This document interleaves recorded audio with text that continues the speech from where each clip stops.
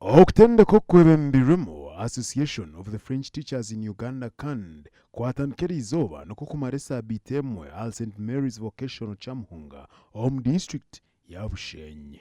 So we're also here to show to the country and to the region that if we prepare our teachers well in the competence-based approach, they're able to train the young people who are the future, human capital for the region. Orufaransa turule hali gamba ngu omwana asoma orufaransa abe musomesa nangwe tuina abantu twetaga urunde kitwesere ngu global citizen.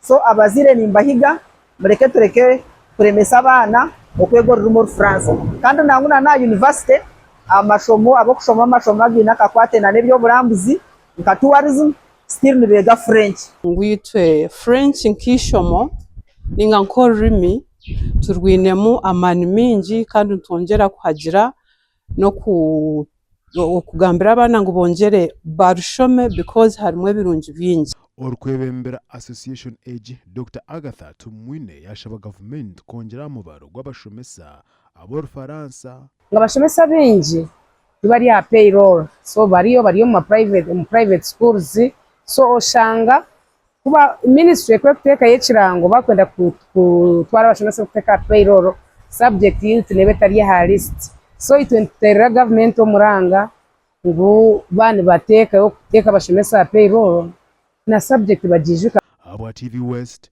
ni Senyomo.